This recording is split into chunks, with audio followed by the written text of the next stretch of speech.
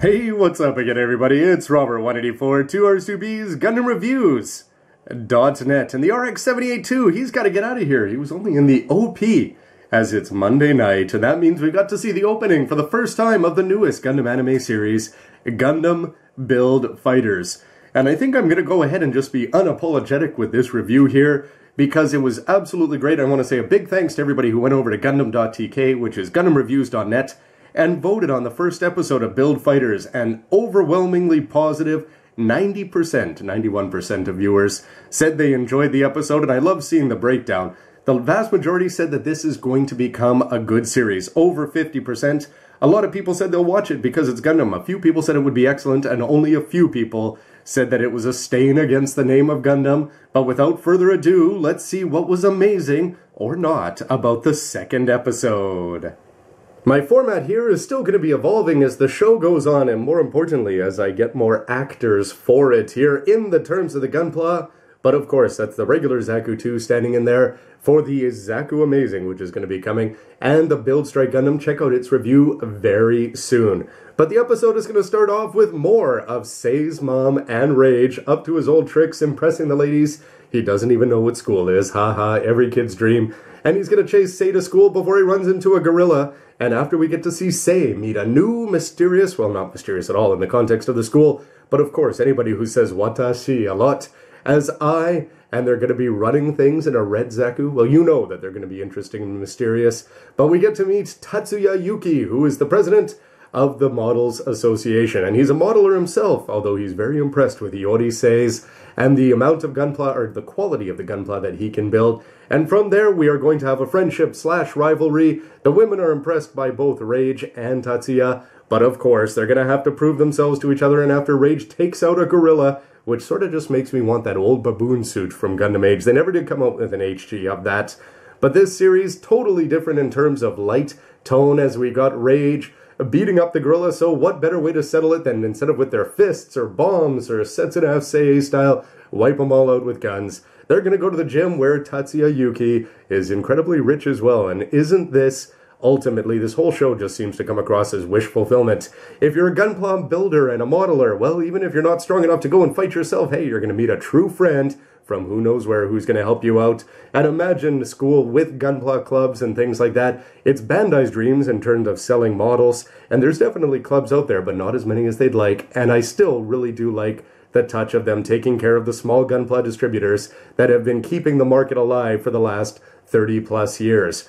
But then it's time to get to the action, which means Gorilla is going to be taking on Sei in one of my absolutely favorite mobile suits, favorite gunpla, piloted in the anime by one of my favorite characters of all time, Harry Ord. Who doesn't love the guy? And so what do we get? Gold Sumo piloted by the gorilla, and we get to see Rage up to his old tricks with the beam sabers out, and he is going to send the gorilla to school. But I really like Rambaral didn't have as deep an impact, I think, on the storyline once the surprise is gone there today. But of course, we're going to have to see what role role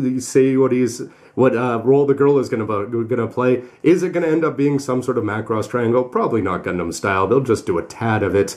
But Rambaral is going to be there, see the battle, and we get to see the Gold Sumo get dismantled. And also they introduce the idea of colonies and decompression and all sorts of effects on the actual battlefield itself. Makes you think about Gundam Breakers more and more. But after the Sumo is dispatched and he says once again, do not call me a gorilla, then it's time for the main event, as Tatsuya Yuki is going to step in. What else is there for a rival than a Zaku 2, and more importantly, a pink one here. Mono-eyed, souped up, and I really like the touch. Of course, it's going to be ultimately cheesy, but I do like the fact that we got to see the protagonist both lose and then win at the end of episode 1, and then in episode 2, we got to see him win and then lose, which is great because it shows that Rage has a lot more to learn. Of course, he's inspired to go on from there, and more importantly, we get to hear Yuki-senpai say that your gunpla is incomplete.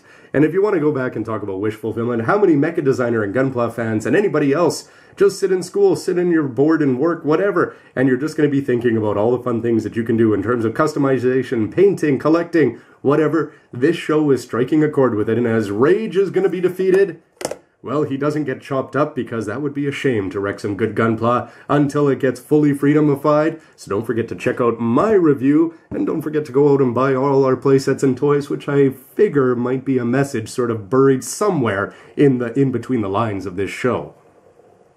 So after that recap, one part of the format that's definitely going to stick around from my Gundam Age reviews is the characters, mobile suits, and a new category, and scene of the week. So I'm going to start with my character of the week. I've got to give this one to Tatsuya Yuki Senpai. He's going to be very interesting, loved his speech patterns, loved the way that he fought in the battle and treated Sei Iori. Is there something sneaky and underhanded behind him, or is he going to be an honorable, good guy, bad guy, frenemy to the end? Can't wait to find out.